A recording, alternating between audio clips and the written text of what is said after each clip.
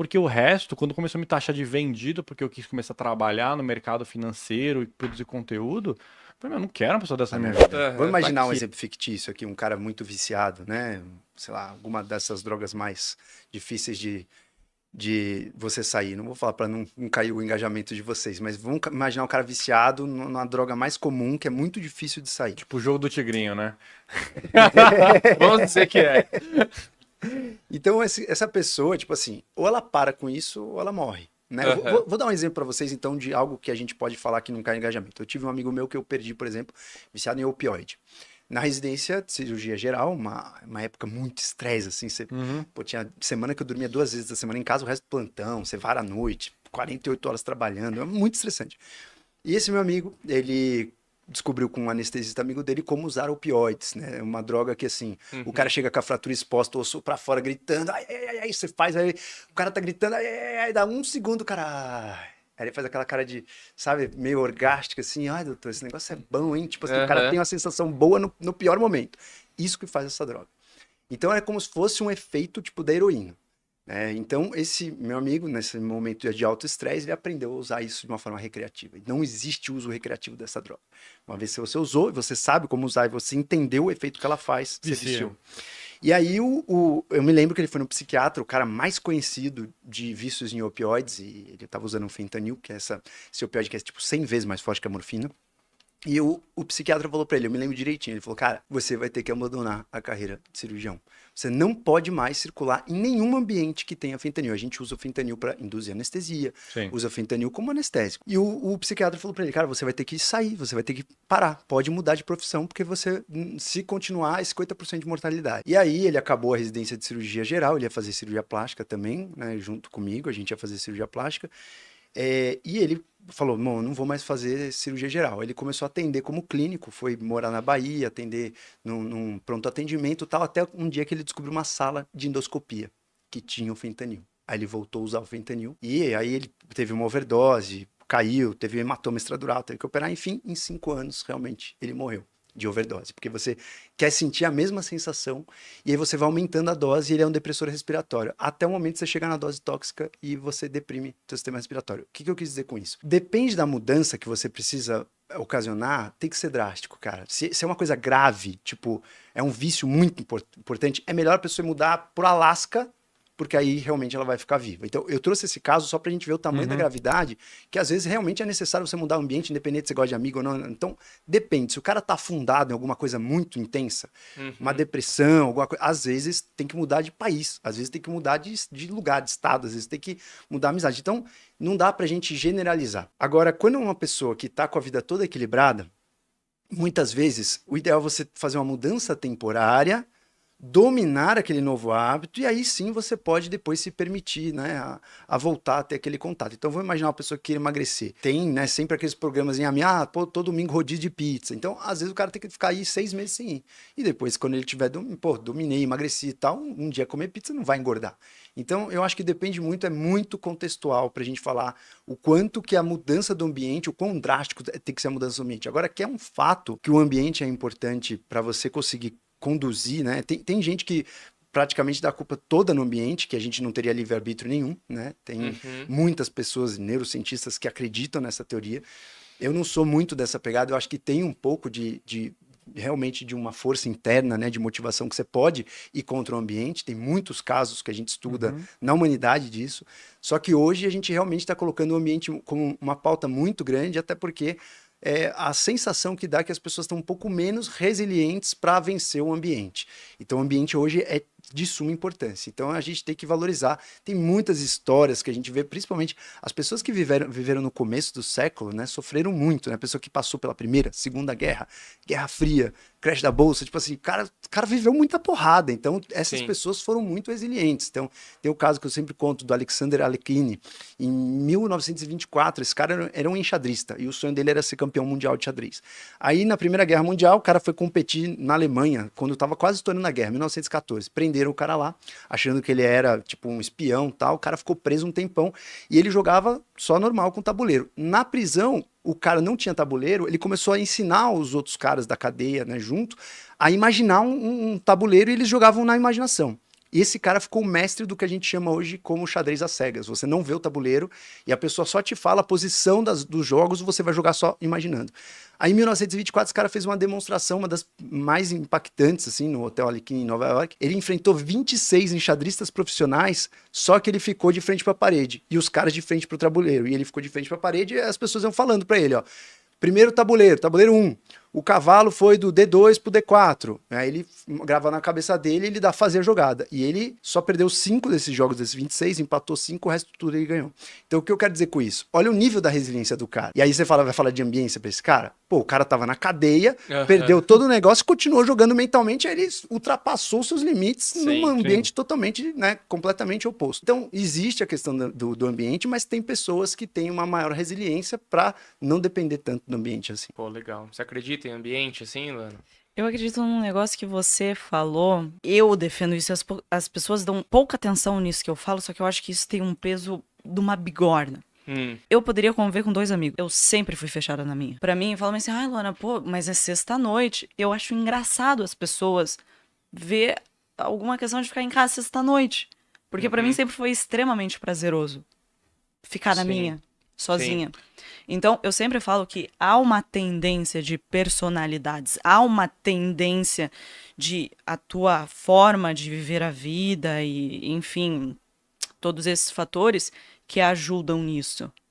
Objetivamente, pessoas que têm essa facilidade maior de conviver sozinha, com poucas pessoas, elas vão ter mais tempo até de dedicar energia para engendrar, criar boas ideias ou desenvolver essas ideias, porque de fato ela tem mais tempo.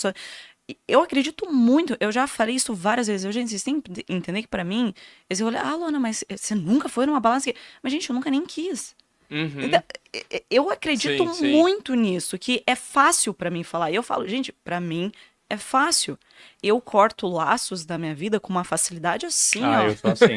Mas de um jeito, assim, juro, muito fácil. Se a pessoa fez meia piada de mau gosto e eu entendo aquilo, é tchau e bênção. Mas é justamente isso. Desde pequena é assim. Eu nunca fui de ter nas panelinhas da escola, eu sempre andei entre as panelinhas, sei lá, eu sempre fui muito desapegada. O Rafael, esses tempos eu me mudei, o Rafael, amor, você não sente saudade? Eu, saudade do quê? Ele, pô, né, você ficou tantos anos sem gostar. Eu, não. Então, realmente, eu não compreendo, né, qual que é a ciência por trás disso e toda a parte acadêmica que estuda as personalidades. Eu sei que existem alguns fatores ali, mas para algumas pessoas, objetivamente, é muito mais fácil falar. Diga adeus, caia fora. Até porque a maneira como você cresceu e foi desenvolvido, às vezes, de novo, muita parte daquilo que você ancora, o teu próprio valor, tá na tua capacidade de manter certas amizades, sabe? Sim. Mas eu até defendo a ideia de que, para mim, não faz sentido você carregar uma amizade por causa do passado. E eu sou um pouco fria de falar isso, mas eu realmente acredito que tem que ser algo no presente de 2 interesses acontecendo. É claro que eu não tô falando no interesse de, quero usar seu dinheiro. Não, é no interesse, sim. Que legal tá falando com vocês. Pra mim é interessante estar me divertindo falando com alguém que me diverte. Mas a partir do momento que a pessoa faz piadinha no meu trabalho, faz isso, faz aquilo, ou tem atitudes que eu não gosto, eu acredito muito nesse negócio, muito nessas tendências de personalidade e o quanto isso influencia a flexibilidade da pessoa de dizer adeus para certas coisas, o apego emocional que você mesmo falou. Tem pessoas que são muito mais emotivas, que devotam mais sentimento para circunstâncias e de fato se afastar daquilo, a própria comida. As pessoas criam relações emocionais com a comida. Então, é por isso que eu não acredito muito nessas dicas práticas, assim. É tudo, é essa rede de vida que a pessoa tem, e personalidade, trajeitos e tudo mais. Eu me identifico bastante porque eu sou um pouco assim, cara. Se eu não quero ir, eu falo que eu não quero e tá tudo certo. Nossa, o Kaique, eu falo que ele é o anti-diversão, cara. Porque assim, eu me considero muito fácil pra socializar, mas às vezes eu realmente não quero. É tipo assim, vamos tomar Eu não quero, cara. É que é muito louco, né? A galera que vê o Kaique aqui fala assim, nossa, o Kaique ele é um cara puta divertido, tal, né? Deve passar o dia inteiro fazendo piada, não sei o que lá. E aí, só que assim, cara, você não consegue dar um rolê com ele depois daqui, cara. É muito difícil. Você fala assim, Kaique, vamos tomar uma cerveja comigo? Pô, eu tenho devo fazer isso 2 vezes no ano com ele. Eu tenho uma filhinha de 7 meses linda. Eu prefiro ir fazer ela dormir do que fazer qualquer outra coisa. E esse negócio de amizade, por exemplo, eu tenho. Ele fez uma filha só pra fugir do rolê, tá? Eu tenho. Verdade. Eu tenho 2 melhores amigos da época que é da infância. Pô, primeiro ciclo da infância ali, desde o dia que eu lembro até os 12, 13 anos, que a gente morava na mesma rua. E tem aqui é o Nelsinho, o outro é o Clayton, que pegou mais parte da adolescência, que até hoje a gente conversa, tenta marcar pra fazer coisa junto. O resto, eu fui abandonando. Tipo, a galera da faculdade, eu acho que eu falo com um cara da faculdade, que ele é muito gente boa, um excelente profissional, que vira e mexe, faz coisa com a gente aqui no Primo Estúdio, porque o resto, quando começou a me taxar de vendido, porque eu quis começar a trabalhar no mercado financeiro e produzir conteúdo, eu falei, meu, eu não quero uma pessoa dessa na minha vida. Pra quê? Não, isso é real. E eu abandono assim também na facilidade, tipo assim, amigão, tá tudo certo. É que eu acho que segue sua vida. eu falo muito também, eu acho que eu sigo muito o meu exemplo, né? Porque eu acho que eu construí um grupo de amigos, assim, que a gente Se apoia, né? torce muito um pelos outros, assim, e ajuda. Cara, se o cara abrir um negócio, vai todo mundo lá e compra do cara e não sei o que lá. E aí tá todo mundo junto. E Isso é são legal, eu não anos e tive anos, isso. são 15 anos, são 20 anos da gente convivendo, da gente se vendo todo mês, da gente, sabe, vendo todo mundo crescendo, todo mundo tendo família. Então é uma coisa que ontem eu até falei pro Kaique, né? A gente tava falando, não, cara, será que a gente muda, né? Puta, a família tá muito caro, será que a gente vai pra outro lugar? Eu fiquei assim, nossa, cara, mas eu vou ser meio criança aqui, mas eu não queria ficar mais longe dos meus amigos. Eu fiquei assim, eu fiquei, tipo, falei igual um bebê chorão, assim, sabe? Nossa, eu não queria ficar mais longe. Então acho que é isso, é da realidade de cada um mesmo, né? O Kaique é um cara bem desprendido, assim. Porque também na minha realidade, E às cara, vezes ele fala com os caras e eu falo assim, pô, eu não queria falar com esse cara, não sei como você aguenta, velho. e também, tipo assim, pela minha realidade na época do ambiente, tipo, pô, eu vim o Lucas sabe, eu não vou contar uma história triste aqui, mas eu vim num lugar meio sem ficar desgraçado, palestrando assim, aqui, hein, meu. Então, tipo assim, era um pouco disso, eu tinha que mudar o ambiente pra crescer. Não, Então, total, então era total. tipo assim, cara, eu fazia faculdade FIES. Meus amigos eram tudo uns playboy, nada contra, tá? Eram uns playboy que, tipo, não queria trabalhar, porque, tipo assim, cara, ganhava mesado pra pagar a faculdade, então, tipo assim, a realidade deles não era, tipo, pô, eu tenho que trabalhar pra construir minha vida. A minha realidade, tipo, meu, se eu não trabalhar, eu não consigo ir pra faculdade porque eu não tenho dinheiro pra pagar a passagem de ônibus. Então, tipo assim, eu tinha que dar um jeito. Então, eu tive que trocar o ambiente pra ir atrás de pessoas que eram parecidas comigo, que, tipo, queriam ter uma trajetória e uma carreira e emprego e tudo mais, entendeu? Então, tipo, Sim. eu tive que mudar tudo, cara, pra dar certo. E a gente tá na frente aqui de pessoas, né, que são muito focadas no trabalho, né? Então, por mais que você não tenha, tem 2 amigos, mas ela acabou de falar, não, mas agora tem edição de vídeo, tem o fulano que trabalha. Então, assim, as relações, elas vão mudando. Sim. Muda. E quanto mais a pessoa evolui, quanto mais rápido a pessoa evolui, mais geralmente você vai mudando também os círculos, né? Porque você vai modificando até o teu padrão de consciência, de cognição, de coisas que te interessam. Então, um amigo teu, provavelmente, que não se dedicou tanto na vida quanto você se dedicou, e a gente não tá falando de questões financeiras, a gente tá falando de questões de conhecimento. Aí você vai sentar com ele, putz, o cara faz Conversa mais rasa, uma piada, a mesma coisa. Então, às vezes isso não te agrada. O seu tempo já vale ouro. Aí você vai uma vez, a segunda vez você inventa uma desculpa, a terceira vez você não precisa nem falar mais, que ele já sabe que você não vai. Sim. Então, isso não se resume só a ambiente, né? Eu não acho que quando a gente fala em mudar o ambiente, não é só mudar as amizades, né? Mudar o ambiente muitas vezes é mudar, por exemplo, vou dar um exemplo aqui real da vida. A pessoa que tem depressão, ao meu ver, a primeira coisa que ela precisa pensar é o momento que ela acorda e o momento que ela vai dormir. E qual é a luminosidade que tem onde ela mora. Então, vamos imaginar que essa pessoa tem depressão, ela mora num lugar que é tipo entre prédios, tal, não bate luz na casa dela. Cara, ela tem depressão, sai daí e vai para um lugar iluminado, que entra sol, que bata sol, acorda. O cara tem depressão, acorda todo dia 11, meio-dia. A mente dele já é lábil, né? Já é frágil. Então tem que acordar junto com o sol, 6, 7 da manhã, até 8 no máximo. Quando a gente fala de ambiente, não é só a companhia, né? Tudo.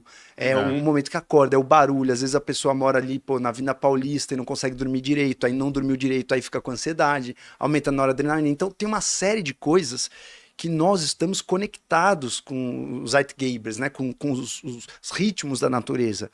Então, quando você fala em ambiente, e mudar totalmente o ambiente para a gente mudar, não é só as amizades. A minha amizade tipo, é uma parte ínfima. Sim. É você mudar o que você come, o horário que você come, o horário que você dorme, os sons que você ouve, a música que você ouve. Depende da música que você ouve, sua mente fica mais ativa para fazer determinadas atividades. Então, você vai treinar, fazer um treino, vou ligar um rock porrado, vou ligar um hip hop.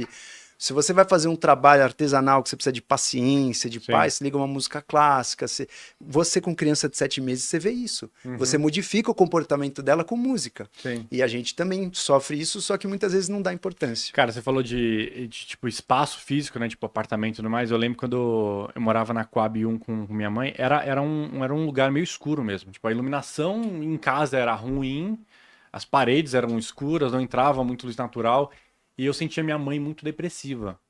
E como começou a ficar ruim do trabalho, minha mãe tava num relacionamento péssimo, eu peguei minha mãe e falei assim, vamos mudar, vamos morar num lugar próximo do seu trabalho, a gente mudou pra Paulista, que vai ser bom pra mim também. Cara, era um apartamento totalmente claro, entrava a luz do dia e tudo mais. Minha mãe, ela não saía nunca. Eu acho que em 2 anos que a gente morava na Coab, eu acho que minha mãe saiu uma vez e ainda ela odiou sair. 1 mês morando naquele lugar, minha mãe todo domingo ia fazer zumba com as amigas, começou a sair, chegar tarde, sexta-feira, porque saía com a galera.